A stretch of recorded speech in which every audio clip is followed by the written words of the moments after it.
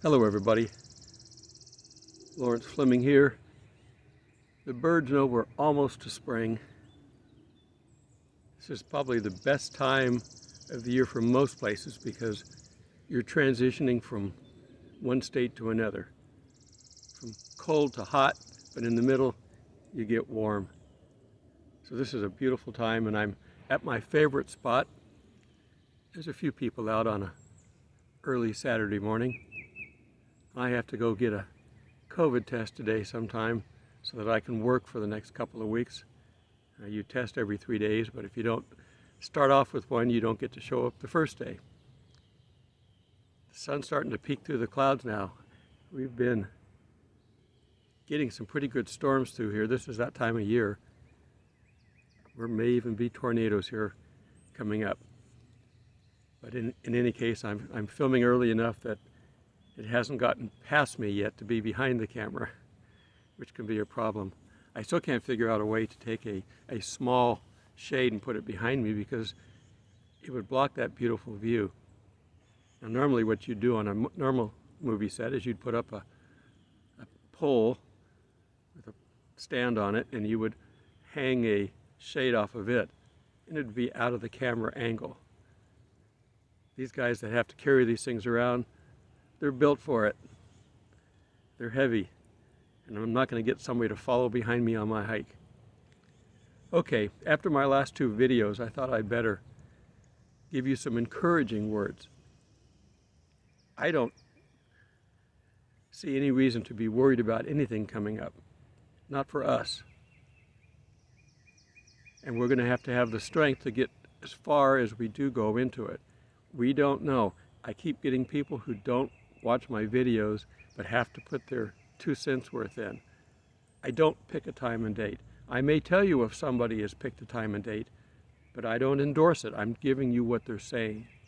We are in a high watch time right now, but we were in a high watch time last year, and we've had high watch times since 2017 when we had the Revelation 12 sign. They're all telling us that we're in the end times, that we're in the proper season. But when? Seasons don't last for a day. They last for, 2 or 3 months. And in God's time frame, hopefully it will be this year, but we don't know yet.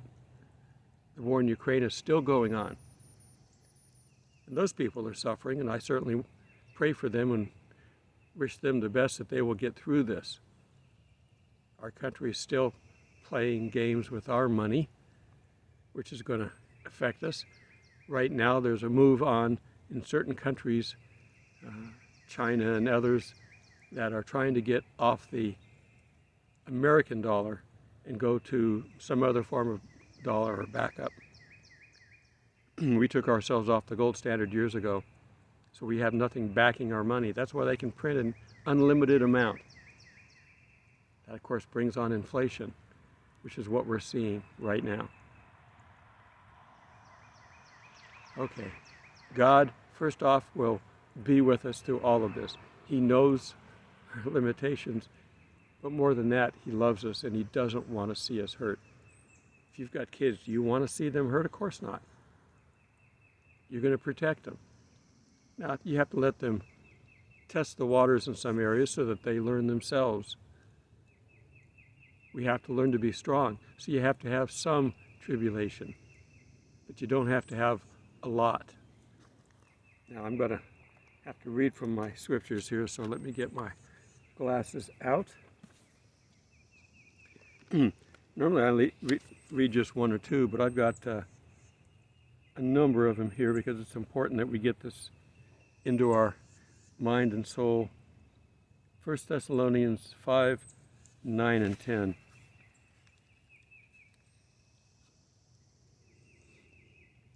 For God did not appoint us to wrath, for to obtain salvation through our Lord Jesus Christ, who died for us, that whether we wake or sleep, we should live together with Him. Therefore comfort each other and edify one another, just as you also are doing yourselves. So Paul, writing to the Thessalonians, after he talked about some of the things coming up, including the rapture, we're not destined to wrath. Now, we don't know. I say this all the time because there's so many incorrect teachings. The 70th day, the 7-year period, is not all called the tribulation. People have dubbed it that, but it's technically not called that in the first half. Jesus says in other places, in our life we will have tribulation. But that's not what we're talking about. We're talking about the tribulation time frame. Well, the second half is called the Great Tribulation, after the abomination of desolation in the temple. So that one does have a designator, but the first half doesn't. Now, people have grouped them together and called them the tribulation time frame. That leads us to think that there's going to be all kinds of stuff going on in the first half, and whether it does or whether it doesn't give us enough information to make too many claims. We know things are happening, and people have tried to put together timelines, but we don't know. The midway point, we're going to know where we're at, but we may not know the start. Now, obviously, switching to the 70th day is switching back to the Jews and what their requirements are. The church age will be over.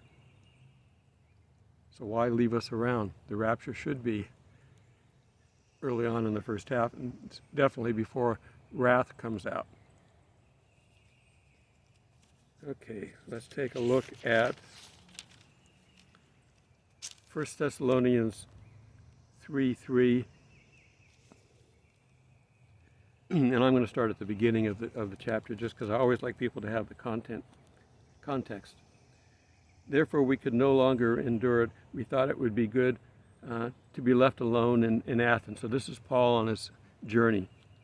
And you can read more about his journey in Acts. And we sent Timothy, our brother and minister of God, and our fellow laborer in the gospel of Christ, to establish you, encourage you concerning your faith, that no one should be shaken by these afflictions. For you yourselves know that we are appointed for this.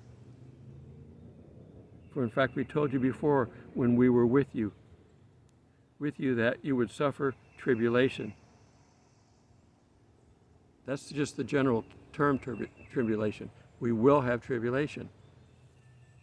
But we're not going to go through the entire 7-year tribulation, especially the second half.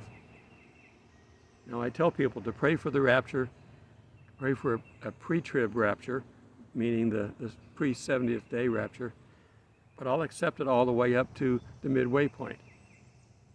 But there's so many other scriptures that tell me we're not going to go that far. The Antichrist needs us out of the way because we're stopping him from doing what he wants to do. And he's only got 3.5 years from the beginning of the tribulation time frame to when he defiles the temple. He's got to get the temple built. It's got to be in practice. You can't just step into it, being the first one to be in it. It's got to be in practice. The sacrifices were going. He stops the sacrifices, so they have to be working. You're not going to do all that real quickly. Okay, I want to jump back to the Old Testament here for a second. We're going to look at 2 Samuel 22. And again, starting in verse 3, but I'm going to go to the beginning just so you can have the context. Then David spoke to the Lord the words of this song on the day when the Lord had delivered him from the hand of his enemies and from the hand of Saul.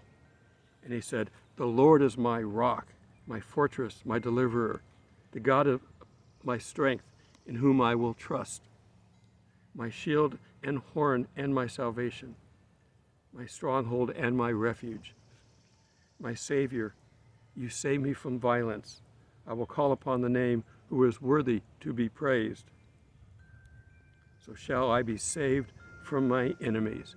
And it continues on. It's a good song. Most of the songs that we are familiar with come from the book of Psalms. But here's one specific one that was included in Samuel. Okay, and then the final verse that I want to read, you have requirements to get through these times.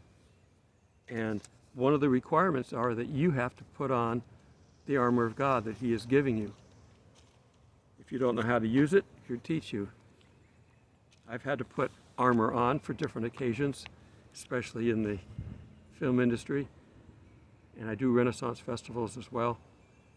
When you put armor on, you got to know how to, what goes on first, how do you install it?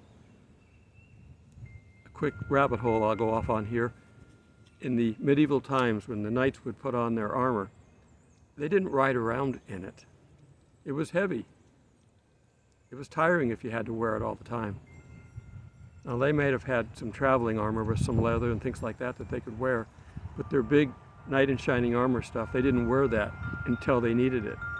They would meet somebody in the field, an enemy. There'd be a challenge and an agreement, a gentleman's agreement to meet back the next day or later that day, and then they would fight. So they'd go back to their camp, and they'd have they'd get a meal, they may drink a little bit to bolster their courage. Some were Christian, some were not, so it just depends on who they were and what they were doing. But then eventually the time would come and they'd grab all their armor, lay it out, and they'd have their serfs, their assistants, come around and help put this on them. And then they would help them get on their horse. It's not easy to lift all that onto the horse. If they were going to go for a sword fight, they'd have a sword. If they were going to go with a lance, they may just carry the lance with them, and then at the last minute when they're getting ready to fight, they would hand it to them. If you get a chance to go to a Renaissance festival at some point, we have one here in Georgia starting next month. They have a jousting arena. Now it's all choreographed and they're fairly safe, but they are riding horses pretty fast. It's a lot of fun to watch. I recommend you see it at least once. But anyhow, we need to put on the armor of God, and you can find that in Ephesians 6:10. Finally, my brethren, be strong in the Lord and in the power of His might. Understand that? His might. You don't have to worry about fighting. God will do it for you, but you still have to be prepared. Put on the whole armor of God that you may be able to stand against the wiles of the devil. For we do not wrestle against flesh and blood, but against principalities, against powers, against the rulers of darkness of this age, against spiritual hosts of wickedness in heavenly places. Therefore, take up the whole armor of God, that you may be able to withstand in the evil day, and having done all, to remain standing. Stand therefore, having girded your waist with truth. Now, these are things that we're going to all have available. He's not making up something. We don't have to go out and buy any of this stuff. God's made it available to us. The waist with truth, having put the breastplate of righteousness. These are things, frankly, we should have every day. And having shod your feet with the preparation of the gospel of peace. Above all, taking the shield of faith, with which, turn the page, and there's a little breeze this morning, you will be able to quench all the fiery darts of the wicked one. He's throwing darts at us all the time. Me anyway, I don't know. I'm sure I'm not special in that way in any way. Everybody has darts thrown at them. And take the helmet of salvation and the sword of the Spirit, which is the Word of God, praying always with all prayer and supplication in the Spirit, being watchful to this end with all perseverance and supplication for all the saints. So this is laid out for all of us. There's no excuse if you're not prepared. And you should have this. You don't know when you're going into battle. That's the thing. And these guys were riding around the countryside. They didn't know that there was an enemy riding towards them from the other direction. They didn't have good GPS. They didn't have a lot. And typically there was like one road going between Rome and some other city. And so they would all be on the road. You know, if there were bad guys, they'd go hide in the woods. They'd be in Sherwood Forest or something, hiding out because They didn't want to be seen by anybody. But the knights with their troop behind them, they wouldn't go alone. They'd have 100 or more people with them. But the battle was never to be fought with them unless there was a whole war declared. So keep yourself armored up. Be of good cheer, for Jesus has overcome the world. We don't have to worry about it. We don't have to be frightened. And if we get into a situation that potentially could be frightening, tell God, this is frightening to me. Encourage me, help me. The Spirit within you, the Comforter within you, will take care of everything. You don't have to worry, whether it's a sickness or an accident somewhere where you get hurt, or whether there's a threat that you might lose your job. I'm afraid in this upcoming economy that many people will lose their job. Many people have lost their job, and they're telling us that this is a great economy and that everybody's working, there's no unemployment or it's very low. They're lying. They're working for the devil right now, and he is the father of lies. If you don't know, the unemployment numbers are rigged. They've been rigged for years and through multiple presidencies. It doesn't matter who's in there, they use the same rigged numbers. If you have been looking for work for so long that you quit looking, your numbers are no longer counted. I remember probably 10 years ago, I knew somebody who was on unemployment, and she came to me and she said, why are they offering me this particular type of unemployment? And I'm going, because that classification won't show up on the unemployment numbers. They're going to be paying you a little bit more to take this so that they could fudge the numbers even more. So they were paying people, not unemployment, but some kind of other compensation, I forget the term. But they were no longer unemployed, working for the government. Worst thing you can ever hear in your entire life. We're from the government and we're here to help. Be self-sufficient. It's you who have the connection to God through Jesus. You don't need anybody else. And if he sets something up for you, fine, you can use it. But he's going to have to be the one to set it up. Don't go out and make things happen. If you're not sure which way to go on some things, I tell them all the time when I'm talking to them, which I do all the time. I don't know which way to go on this. I'm going to go with plan A. If you want me to do plan B, you block plan A and you open the doors for plan B. He's real consistent and it works all the time. I don't have to worry about getting a vision of which way to go because I don't visualize very well. I'm a left brain person, not a right brain. Okay, if the 2 videos before left you in any bit of doubt or frightened, follow these steps today. God will take care of you. You don't have to worry. Be joyful. It's one of the fruits of the Spirit. You put on the armor, but you still got to eat. Love, joy, and peace. You don't have to remember all of them, but those are the first 3, and those are enough to get you going. Long-suffering, if you want to add that, but love, joy, and peace will take care of most of your needs. And that's in Galatians. You can Google all this stuff. Everything is there. Google is a 2-edged sword. You can find whatever you want. There are some lies. Be careful with Wikipedia because it's open for anybody to write into. But do your research.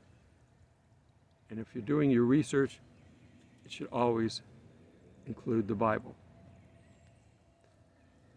Okay, I feel pretty good. I'm going to have a good weekend. I'm signed up for a new project. Can't tell you about it. That's the only thing that's hard about this. I can't talk about it until after the fact. But it looks like a fun movie. Pilot. It may be a series eventually. So I'm hoping that it is because it looks fun. So You have a great weekend. Next week, stay with God through all this and don't worry. And we're going to be raptured out of here very soon. We're still watching.